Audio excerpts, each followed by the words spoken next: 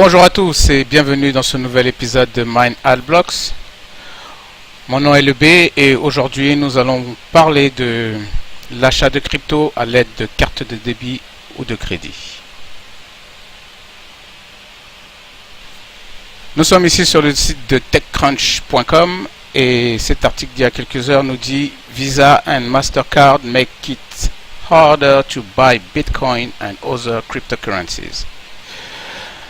En effet, depuis la semaine dernière environ, des investisseurs de crypto-monnaies utilisant leur carte de crédit ou de débit pour ce faire ont vu apparaître sur leur relevé bancaire une nouvelle opération intitulée avance de fonds, en lieu et place de l'intitulé habituel qui est achat. Mais de quoi s'agit-il au juste? En fait, Visa et Mastercard ont décidé de requalifier et reclassifier les transactions d'achat de crypto-monnaies procédées par leurs réseaux respectifs.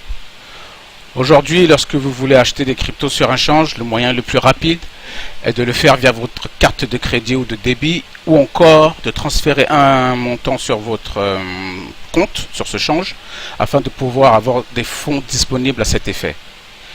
Mais lorsque vous voulez profiter de la volatilité très importante et fréquente dans les crypto-monnaies, on comprend aisément que la carte de paiement est le moyen le plus adapté pour profiter de ces fluctuations, bien qu'il vous en coûte 4% de frais de transaction à chaque fois imputés par le change.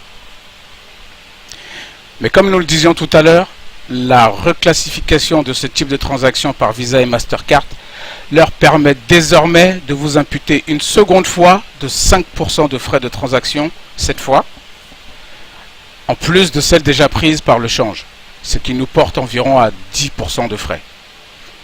Mais attendez, loin d'être suffisant, cette nouvelle qualification d'avance de fonds qui, pour le coup, sort de la catégorie des achats de crédit par carte de crédit sans intérêt, permettra aux deux mastodontes de percevoir des intérêts cumulés sur chacun de vos achats.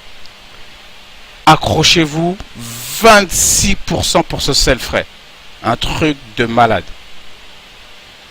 Et puis, loin d'être négligeable pour beaucoup de personnes, ces achats de crypto-monnaies donc ne seront pas qualifiables pour les programmes de regain de points sur vos cartes. En clair, si vous achetez 1000 € de crypto et que vous payez avec votre carte de crédit, là-dessus vous aurez 100 € de frais qui se partagent à peu près en 40 € pour le change et 50 exactement pour Visa, Mastercard, les processeurs de paiement ou vos banques, plus 26 € de frais d'intérêt cumulés ou compensés, c'est la même chose, pour Visa ou Mastercard. Au final, sur vos 1000 €, vous aurez en réalité acheté que 874 € de crypto effectif, quoi, en fait, sur vos 1000 €. Ça fait à peu près quelque chose comme 12,6%, je crois.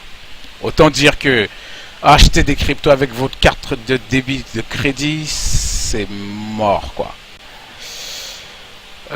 Coinbase a envoyé un petit message à ses utilisateurs pour les informer de ce nouveau changement initié par les banques et les processeurs de paiement. Écoutez, moi je trouve quand même tout ça quand même bizarre quand on sait que les impôts américains ont décidé que les cryptos n'étaient pas considérés comme de l'argent mais comme un bien et donc taxable suivant ce régime. Et qu'ensuite, vous avez des processeurs de paiement qui, eux, viennent et considèrent les cryptos comme du cash. On va où là? C'est soit l'un, soit l'autre. C'est considérer ça comme du cash et des biens en même temps, c'est simplement pas possible. Donc, on devra ouvrir les oreilles là-dessus. C'est une affaire à suivre, selon moi.